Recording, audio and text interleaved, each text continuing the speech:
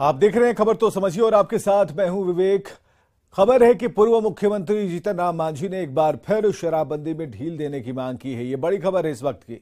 जीतन राम मांझी ने एक बार फिर शराबबंदी में ढील देने की मांग की है और इस बार ये बात तब कही जब सीएम नीतीश कुमार के साथ कई मंत्री उनकी लिट्टी पार्टी में पहुंचे थे। कभी थोड़ी थोड़ी पीने की छूट देने की मांग करने वाले जीतन राम मांझी ने इस बार गुजरात मॉडल का हवाला दे दिया। मांझी ने कहा कि जिस तरह गुजरात में परमिट के साथ शराब मिलती है, उसी तरह बिहार में भी परमिट के साथ शराब मिलनी चाहिए। ये इस वक्त की सबसे बड़ी खबर है। परिवर्तन में समीक्षा की बात हम कहा करते हैं। समीक्षा हो, जैसे आज गुजरात मॉडल है ना, गुजरात में भी तो है शराबबंदी, तो वहाँ इस प्रकार की बातें तो नहीं हो पा रही है। सब जगह लिमिट है, कहीं जरूरत है तो उसको शराब मिल जाता है बाज़ाब्ता परमिट के साथ। तो उसी तरह से यहाँ भी हो, और ऐसे करने में होता है कि लोग आनंद फानन में शराब बनाता है और विषैली शराब बन जाती है, जिससे लोग पी करके मर जाता है। अगर चाह रहे कि परमिट के साथ यहाँ मिल, हाँ, परमिट के साथ हो, जिससे गुजरात मॉडल, हाँ, गुजरात मॉडल में जैसे चलता है उस तरह से शुरू करें।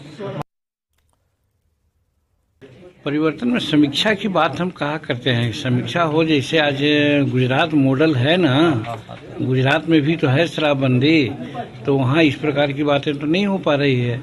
सब जगह लिमिट है, कहीं जरूरत है तो उसको शराब मिल जाता है बाज़ाब्ता परमिट के साथ। तो उसी तरह से यहाँ भी हो, और ऐसे करने में होता है कि लोग आनंद फानन में शराब बनाता है और विषैली शराब बन जाती है, जिससे लोग पी करके मर जाता है। अगर चाह रहे कि परमिट के साथ यहाँ मिल, हाँ, परमिट के साथ हो, जिससे गुजरात मॉडल, हाँ, गुजरात मॉडल में जैसे चलता है उस तरह से शुरू करें। चलिए इस खबर को समझिए कि मांझी जिस गुजरात मॉडल की बात कर रहे हैं, जो बात मांझी कर रहे हैं वो क्या है। गुजरात में स्वास्थ्य कारण बताकर शराब पीने की परमिट ले सकते हैं। परमिट लेकर शराब पी सकते हैं, पिला सकते हैं। बाहर से आए पर्यटक भी गुजरात में शराब पी सकते हैं और शराब के लिए हेल्थ परमिट के लिए उम्र कम से कम 40 साल होनी चाहिए। हर महीने की कमाई कम से कम 25,000 रुपए होनी चाहिए। दोनों शर्तें अगर पूरी होती हैं तो शराब के लिए परमिट यहां मिल सकती है। सिविल अस्पताल से चेक करने के बाद यह परमिट बनती है और परमिट बनने के बाद तय मात्रा में ही शराब मिलती है, जिसका जिक्र, गुजरात मॉडल का जिक्र मांझी कर रहे थे। बोधगया में हिरासत में ली गई चीनी महिला से पूछताछ में खुलासा हुआ कि वो दलाई लामा की जासूसी नहीं बल्कि वीजा पर तय समय से ज्यादा वक्त से भारत में रह रही थी। वीजा नियमों के उल्लंघन के आरोप पर अब उस पर कार्रवाई की जा रही है। मामला देखिए इस रिपोर्ट में।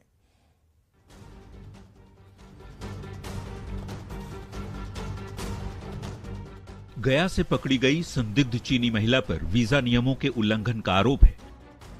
पुलिस की कड़ी पूछताछ में यह खुलासा हुआ है कि वो दलाई लामा की जासूसी नहीं कर रही थी, बल्कि वीजा नियमों का उल्लंघन कर लंबे समय से भारत में रह रही थी। हिरासत में ली गई महिला से पासपोर्ट से जुड़े दस्तावेज भी बरामद किए गए हैं। पहले यह बताया जा रहा था कि वो दलाई लामा की जासूसी कर रही है, लेकिन जांच के बाद यह पता चला कि चीनी महिला मिस सांग अपने निर्धारित अवधि से अधिक समय से भारत में रुकी हुई है। एडीजी हेडक्वार्टर ने जानकारी दी है कि मामला ओवरस्टे का है। अभी जो सूचना मिल रही है उसके आधार पर FRRO कोलकाता ने उनके द्वारा इसका वीजा कैंसिल कर दिया है। हालांकि वीजा 2024 तक वैलिड था। चूंकि ये ओवरस्टे का आरोप इन पर है और इनके द्वारा नियमानुकूल जो है अवधि में भारत से बाहर प्रस्थान नहीं किया गया, ओवरस्टे में ये भारत में बनी रही, इसी आरोप में इनके विरुद्ध कार्रवाई करते हुए वीजा कैंसिल किया गया है और इनको डिपोर्ट करते हुए लीव इंडिया का नोटिस किया गया है। पुलिस की पूछताछ में मिली जानकारी के मुताबिक चीन की महिला मिस सांग 19 अक्टूबर 2019 को भारत आई। बोधगया आने के बाद जनवरी 2020 में नेपाल चली गई। जनवरी 2020 में ही हिमाचल के धर्मशाला में ठहरी थी और दिसंबर 2022 में फिर चीनी महिला बोधगया पहुंची थी। वीजा नियमों का उल्लंघन करने पर अब आरोपी चीनी महिला पर कार्रवाई की जा रही है। उसके पासपोर्ट को कोलकाता के फॉरेन रजिस्ट्रेशन ऑफिस की ओर से कैंसिल कर दिया गया है और उस पर आजीवन भारत के दौरे पर बैन भी लगने वाला है, क्योंकि नियम कहता है कि वीजा का समय 4 साल तक रहता है। एक बार में 90 दिनों तक ही रहा जा सकता है।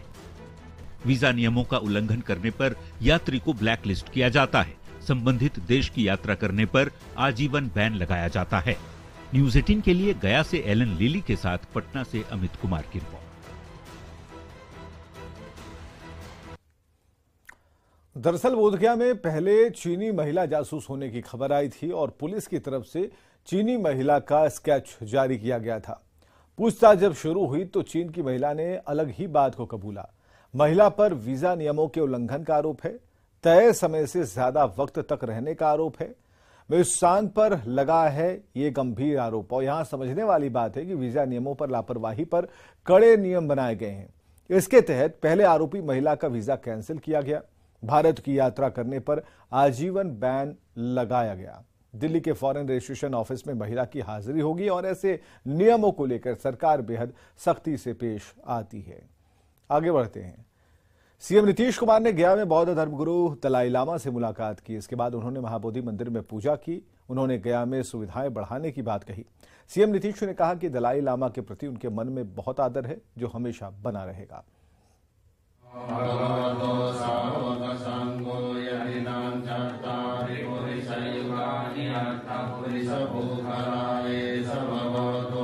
सीएम नीतीश कुमार के पूजा प्रार्थना की ये तस्वीर बोधगया की है। सीएम नीतीश कुमार महाबोधि मंदिर पहुंचे और मंदिर के गर्भगृह में पूजा अर्चना करने के साथ ही पवित्र बोधि वृक्ष का भी परिभ्रमण किया।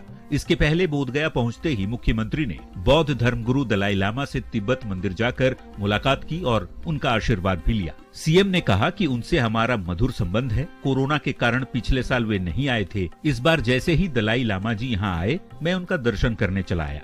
मुख्यमंत्री ने कहा कि पटना में बुद्ध दर्शन संग्रहालय बनवा रहे हैं, उसमें उद्घाटन परम पावन दलाई लामा जी ही करेंगे। इसके लिए निमंत्रण भी दिया गया है। लेकिन यहाँ पर भगवान बुद्ध को जो ज्ञान की प्राप्ति हुई और उसके चलते इस जगह का जो महत्व, और आप जानते हैं कि बुद्धिज्म को मानने वाले लोग कितनी बड़ी संख्या में लोग थे। तो ये सब देखते हुए फिर से हम लोग तो कोशिश कर ही रहे हैं पूरे तौर पर, तो आते ही हैं लोग और बड़ा अच्छा लगता है। बहुत खुशी की बात होती है। तो हम लोग तो आते ही न हैं और दलाई लामा जी तो मिलते ही रहे ना। दलाई लामा जी तो महाराज का आश्रम कितना बड़ा, आप जानते ही नहीं है पटना में कितना कार्यक्रम करा, अभी भी उनको हम कह दिए।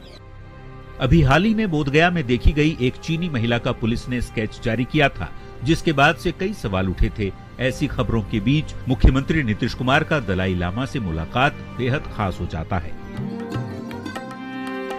न्यूज 18 के लिए गया से एलन लिली की रिपोर्ट।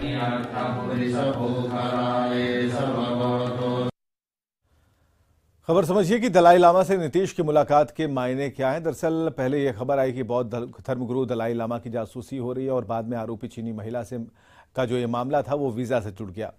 सीएम नीतीश कुमार ने दलाई लामा से बोधगया में मुलाकात की और बौद्ध धर्मगुरु से नीतीश कुमार ने आशीर्वाद लिया। उनसे काफी देर तक बातचीत हुई, मुलाकात हुई। संदेश दिया कि उनकी सुरक्षा को लेकर सरकार बेहद गंभीर है। समझने वाली बात यह है कि सीएम नीतीश कुमार का दलाई लामा के प्रति काफी स्नेह है। कोरोना के कारण दलाई लामा पिछले साल नहीं आए थे और इस बार जैसे ही दलाई लामा आए तो नीतीश कुमार उनसे मिलने पहुंच गए। पटना में बुद्ध दर्शन संग्रहालय का निर्माण कराया जा रहा है और इसके उद्घाटन के लिए दलाई लामा को नीतीश कुमार ने निमंत्रण दिया है। एक तरफ पुलिस और आबकारी विभाग अवैध शराब के अड्डों पर छापेमारी कर रही है, दूसरी तरफ शराब से मौत की घटनाएं थमने का नाम नहीं ले रही। परिजनों ने पुलिस पर दबाव डालकर बगैर पोस्टमार्टम के ही अंतिम संस्कार कराने का आरोप लगा दिया है और प्रशासन की इधर दलील है कि मौत बीमारी से हुई।